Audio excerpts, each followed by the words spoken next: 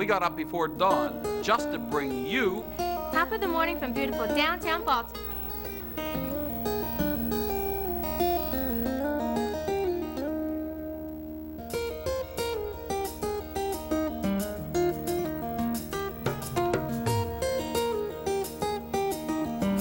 Hi to Top of the Morning. The top of the morning to all of you. Hi, Top of the Morning. Top of the Morning. Hi, I'm Rick Beiser. And I'm Betty Montgomery Williams.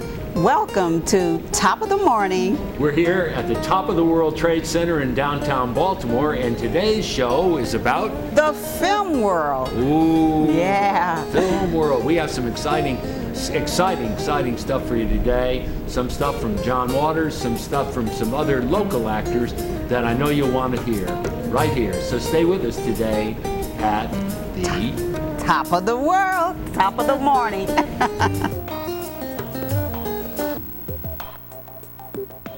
I'm nuts about downtown Baltimore's West Side. Hello, I'm John Waters, and I'm proud to say that Baltimore has always been my home. It's the inspiration behind all my films, including Hairspray, Crybaby, Serial Mom, and A Dirty Shame. Let me tell you, there are not a more eccentric, monumental, eclectic, intriguing, and character-filled 28 blocks anywhere in the world, and I'm here to prove it to you. Good morning. My name is Rick Beiser. And I'm Betty Montgomery Williams. And welcome to Top of the Morning. Right here from the top of the world in downtown Baltimore. Today, our guest is Leonardo Hearns. And he was in a movie, actor extraordinaire. Talk to us, Leonardo. What movie you're in and the role you're playing? Terror in the Pharaoh's Tomb. I'm playing Manny Mohead, a detective, a private detective in the movie, and we're going after the evil Egyptian queen. Okay. Going after the evil Egyptian queen. Yes. Okay. So how long have you been acting? I started out with like extra roles. You work your way up to the door. You never give up. Around 99, I got my big break. I was going to motor vehicles, and I always read newspaper. I didn't read a newspaper that day. Right. And something that's pushed me to read a newspaper, and had an article said extras wanted. So I looked at the newspaper and I said, oh yeah. I said, oh Lord, please don't play with me. I said, God is real serious, you know. So I checked it out. Called me back 3 days. Told me come to the set. I didn't know who was going to be there. I never met these people. Met Melanie Griffin, Ricky Lake, Wow. Stephen Dorff, Patty Hearst, and they kept me more than other people, and I never gave up. People dropped out, and I said, well. So you were an extra in a movie with them, or a TV show? And out of like 300 people, they came and looked at me because they was putting people out at Benji's Drive-In. Okay. They were looking at people like this. You gotta go. So they looked at me. I said, oh Lord, don't let them say that I gotta go. I said, you know, I'm white, you know. So they told me to stay, and they asked me to play a cop, and the doors opened for me more. Wow. And then Interesting. And then I moved on down the line with commercials, talk shows, record contracts. Now, do you have an agent? Yes, Miss Jerry Ingerson. Okay. She's my new Jerry agency. Ingerson. Yes. Okay, she's your agent and gets you work. Oh, she do get you work. She'll wear you out too, but you She'll gotta wear keep you up the out. pace. Yes. How about television? Yes. Leonardo? I did TV commercial, TV and HBO movies. The Wire. I did fashion for HBO. Something the Lord made. I was that crazy doctor cutting the dog up, you know, and so on. Okay. Some interesting parts then. Well, you know, you learn from the people who's been there before you, and you just keep working to the top. Yeah. Don't turn back. Well, let's take a look at this clip.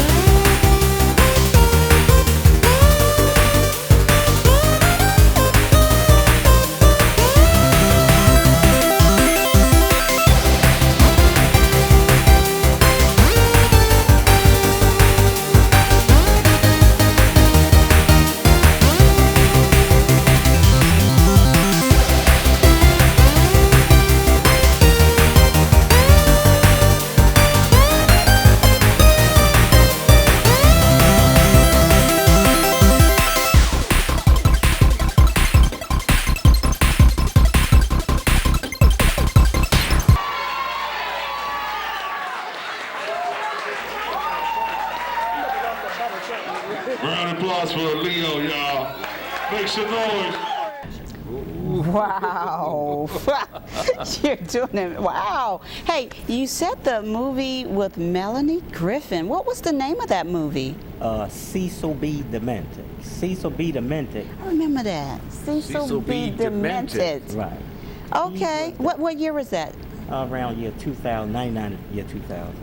99, 2000. Tell me what it was like doing The Wire. It's been such a wonderful, wonderful show. Pretty good. More new experience, something extra to do, you know, when you ain't doing nothing. I get bored, so I'm ready. I'm going after everything.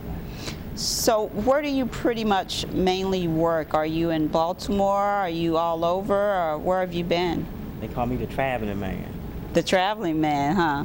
On my spare time, I do bankruptcies Okay. at the law office. Well, there should be a lot of them right now. Unfortunately, I think that's true. Tell us about what's next in tap for you in your acting career. Commercials. And did you have an agent for that? Yeah, Miss Jar Anderson. Miss Mr. Ingerson is the agent for your commercials as well. Let's take a look at the clip.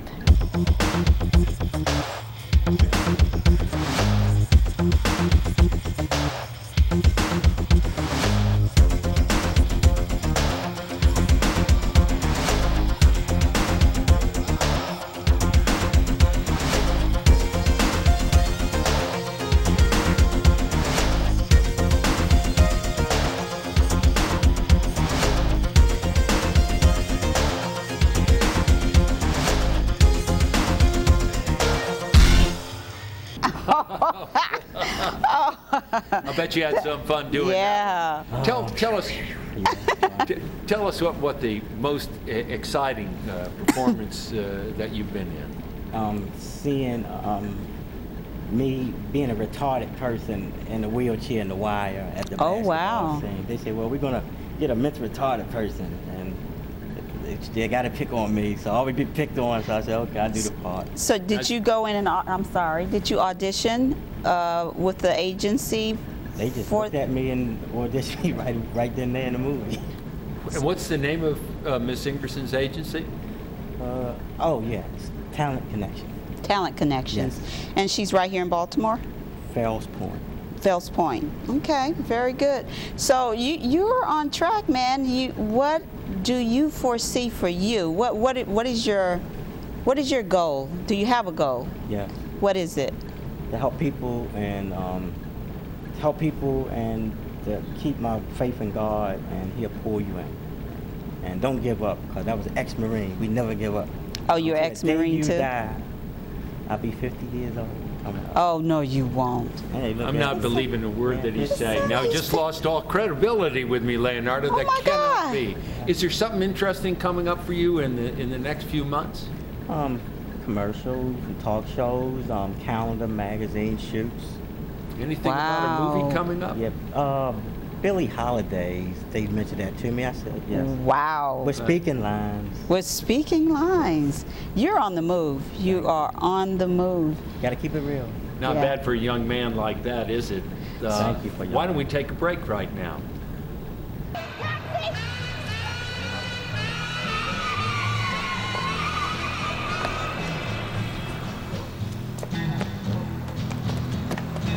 Ray Ray Service Center, 6630 Hartford Road. Yes, ma'am.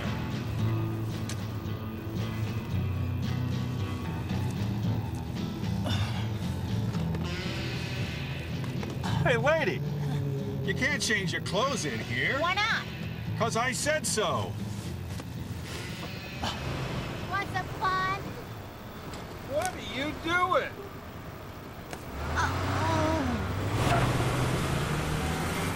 Can I get up front? No, you can't. Come on. You can leave the meter running. Stay in the back. Oh, come on. I want some action. Get off me, lady. Oh, Hey, you can't do that stuff in here. Get out. Is cab free? sure is, Tiger. Hey! Jeez! Ah, go! What the hell is that? That's John Waters Yeah. for you. So tell us about that. John Waters is a great guy. He's perfect. He'll help you if you want to play in movies. He'll see where you're at. You got to be straight up and real with him. He's one of the best movie directors Yeah. in the whole entire East Coast Wow. and West Coast. Wow. And I love you, John. Wow, this man is great. I think all Baltimore. Okay, loves John, call me too. Call me. Make sure you give me some lines, John, in new movies. Let's take a look at the clip.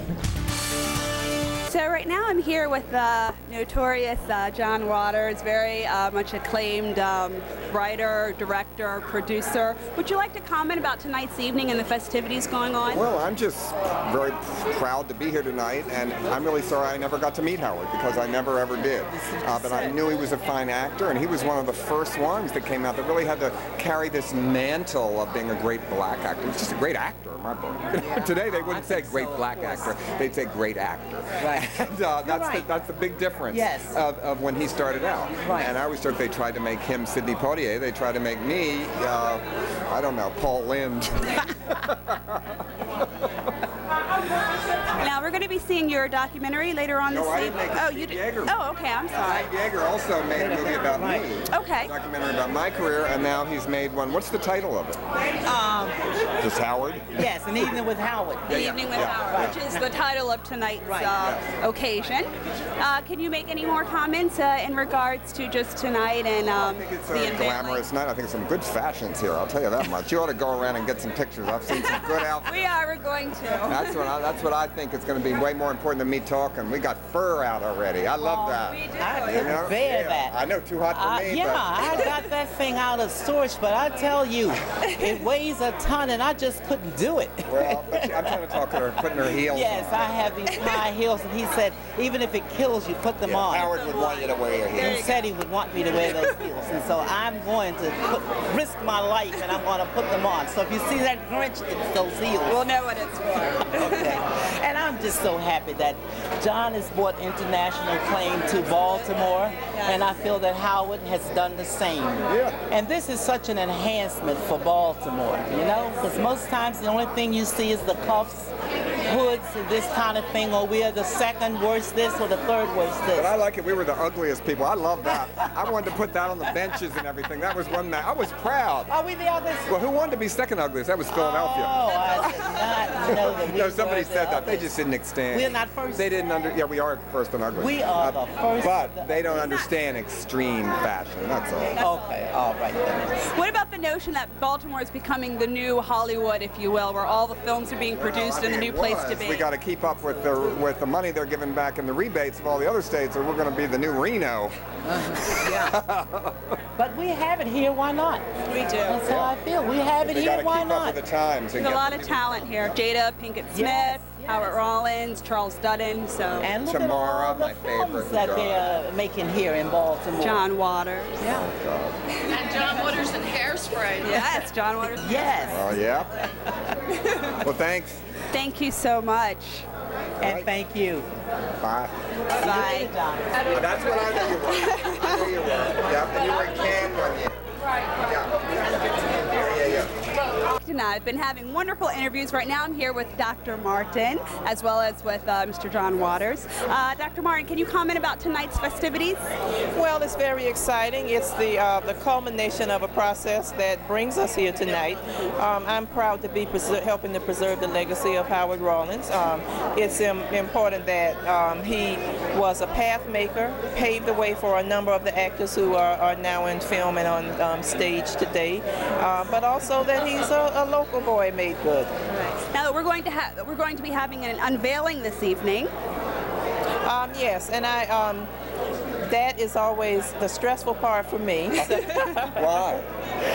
Did you do it? Well, I didn't do it, but as the co-founder of the Great Blacks and Wax Museum, you know, it just kind of rested my feet at I this can't point. be in it. I got Little Richard's mustache. I want to be the only white person the Blacks and Wax Museum. Come on, I got the mustache. Actually, we have John around already.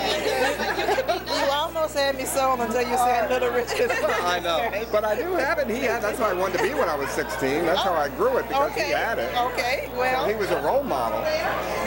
Well, maybe when we get Little Richard, we can. All right, I interviewed Little Richard for Playboy. Cool. Hey, there's Mr. Waters again. Yeah. So you were talking about John Waters, so you've worked with him from what you were saying? Right, as an extra in Cecil B. DeMille. They liked me, and oh, so he was the director for that? Yeah, he's sharp. He's down to earth. Wow. They feed you good too. Oh, they feed you good.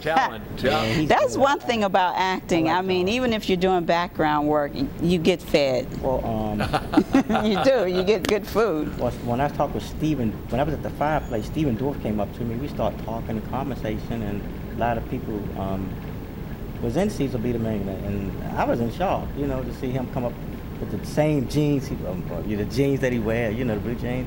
And we were talking for a long time, and he said, "You're gonna just keep going, and you'll be all right." So they just picked you out of a crowd of 300, you said? All my life I've been picked on. So what you think attracted them to you? Those freckles, wasn't it? It was the freckles.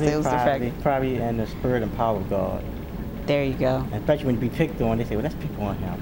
And so so I guess that's what it is. Picky. So people are gonna start calling me the picky man. I think I know why I picked you, because you have a wonderful smile and your personality just shines and you're very humble. right through. Right. And just tell these people now, what city are you from? Baltimore, Maryland. Baltimore, Maryland. But you got to tell me, I want the secret of how do you stay looking so young and you're almost 50? I have to ask somebody about that. I don't know if he's 50. Keep it up. I took up karate when I was like 9 years old. Do you do any skin products or? Nah, I don't. This is hereditary then. I don't do no Hollywood stuff, facelifts and all that. Hereditary? It's natural. My father was young. As a matter of fact, my father and them were singers. Oh, really? Group, yeah. What was your father? What singers? The Vitals, the oldies group, and I sung with we three. Runs in the family. Oh, so you're a singer too? R&B singer. You go, Matt. Can you do a note for us? Come on, please. It's up to you. Yeah, come on. Just something. I mean, we could do the background. Come on, give it to us. By Denise Williams, Loving You Are. Loving you are. You was blind to see. You let me go. Now you set me free. It's gonna be a miracle. Yeah, it's gonna be a miracle to make me love someone like you. Oh my word. Oh, wow. That is absolutely wonderful. The multi-talented Leonardo Hearns. That's wonderful. We're going to take a break right now.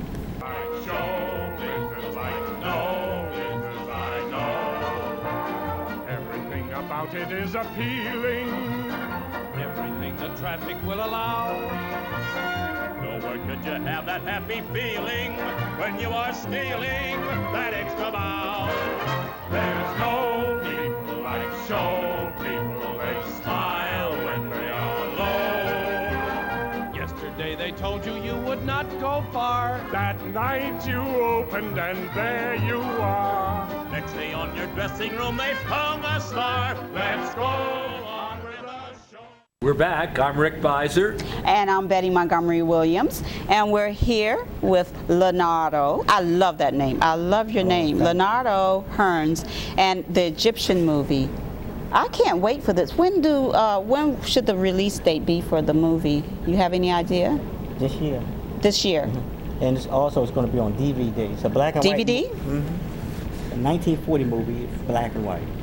Black and white. Old style movies, huh? Different, very different. I think that'll be very, very catchy. Sounds like you're excited about the whole release of the film and just exactly the kind of role you play in it.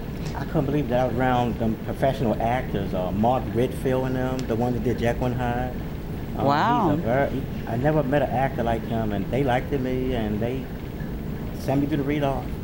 Wow. And I took it from there, and So how did you get that role again? When I do bankruptcy, we do this lawyer taxes for him. You know what I mean? I don't mean, when we do his taxes for him. So, something told me to tell him, I always get these visions and stuff, and something spoke through me through him. Something told me to tell him if any movie's coming up soon, I would like to play in it. Or if you know somebody that's a producer or something, let me know and get me in. Oh yeah, got something coming up. We got a movie coming up. I said, well, get me in. He said, all right, I'll talk to the person. I said, all right, I ain't going to get in. 2 weeks later, Wow. my resume and photos and the read-off, that was it. What excitement, what excitement, Wow. what excitement. Now, who directed that film? Susan Vela, huh? We're looking Wow. forward to seeing that released.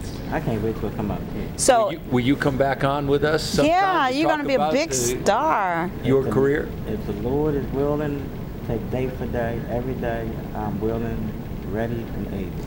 If there's anyone that want to reach you for booking, or contact your agent for that, of course, but do you have a website or anything like that that you want to give out, a phone number? They can call me. They can call you. Okay, and your number is? 410-664-7055.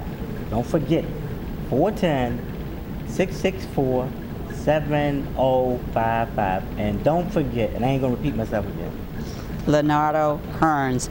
And we just had a ball with you. We had a blast, didn't I we, should Richard? say, Leonardo, you can come back anytime and come back. Anytime. But you know what? Before we go, he has to sing for us again. This is Top of the Morning. And From the top of the world right here in downtown Baltimore. Leonardo? So, take us out.